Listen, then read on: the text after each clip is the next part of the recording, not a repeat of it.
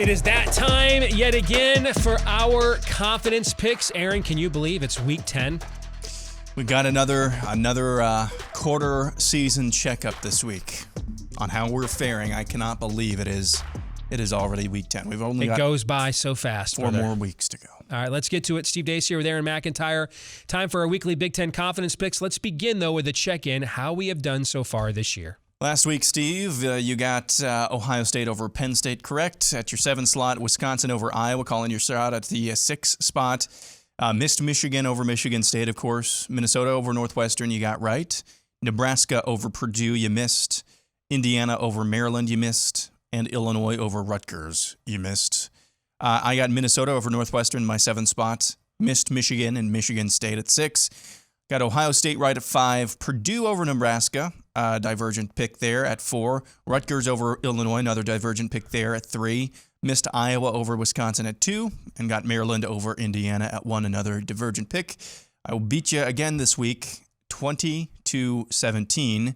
Bringing our total up for the year. You have 337 points. I have 323 on the season. 4 more weeks. I got to make up a 14-point deficit if I want to see you do something embarrassing that has yet to be determined. Well, you've got this because there's a lot of variance now that good on good is playing a lot here these final few weeks of the season. So let's get to it. Let me lay out my picks for the week in descending order. Let's start with my 7-point game. Ohio State is playing Nebraska. So I'm taking Ohio State. That's my analysis.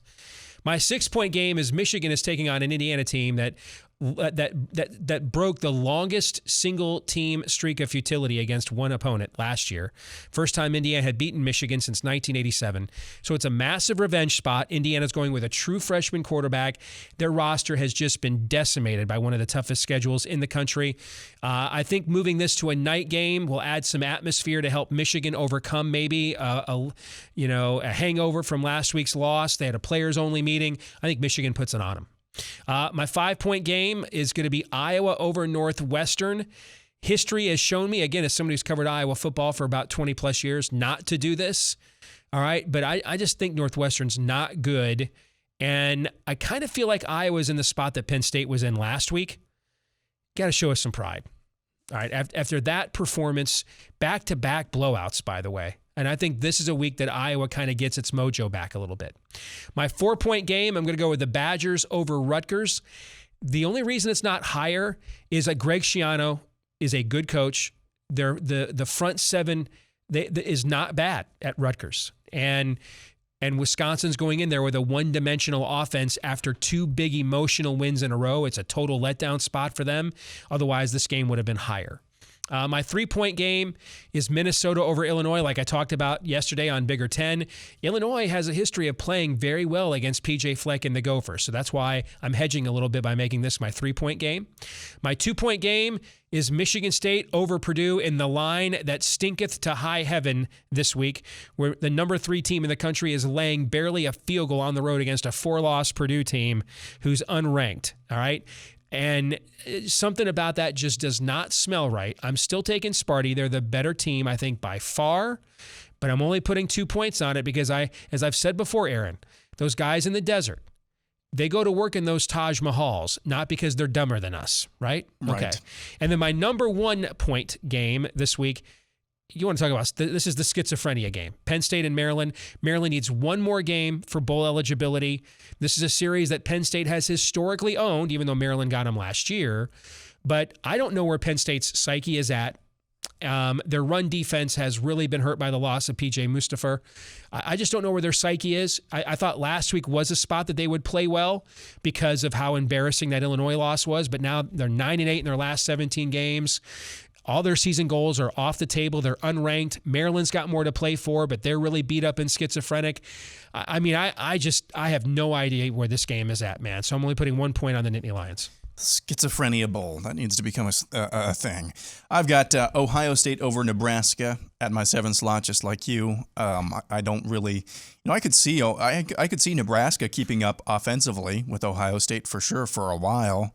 It's just Nebraska figures out ways to lose games. And then when you figure out, it's one thing to figure out ways to lose games against teams like I don't know, Minnesota or Purdue. It's another thing if you figure out ways to lose against Ohio State. Those losses look a little bit different. At the 6th spot, I've got Wisconsin over Rutgers. I thought about the same analysis you had, but I just think Wisconsin's got something figured out along the offensive line. You can do a lot of damage against a team that still is not necessarily up to what I'm sure Shiana wants to bring recruiting standards into Rutgers, and I just don't think they have the personnel to beat Wisconsin quite yet. I've got at my 5 slot Penn State over Maryland. It's still Maryland. It's still Penn State. I could see a scenario. Maryland just beat Indiana last week, of course. They could say, hey, this is our once in a decade chance to pick off Penn State. I just don't think that's going to happen.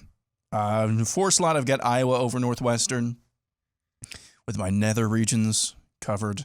Number 3, I have Michigan over Indiana. I think there's the shot. My analysis on Michigan coming into the season is that if they have success this year, it's going to be because of the players, not because of the scheme, not because of the coaches. I thought that would carry them a while. What I had a question about is when adversity strikes, how are they going to respond? And I'm just not sure. So that's why I have them at 3 points down there. Number 2, I've got Purdue over Michigan State because of the stinky line as we talked about yesterday. That's the only analysis that I have. Also, Sparty fans, ha ha ha, I picked against you again. Number 1, I've got Minnesota over Illinois. I've got this weird feeling about this game. One, as you said, Illinois has played Minnesota tough in the past. Minnesota has been eking by in some games. I'm just not sure.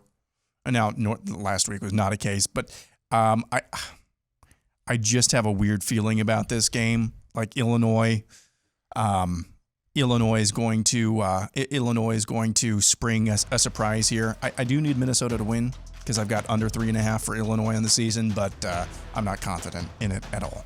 All right, good stuff. So we'll find out next week how we did. Thank you for tuning in again on our confidence picks. Enjoy another great week of Big Ten football.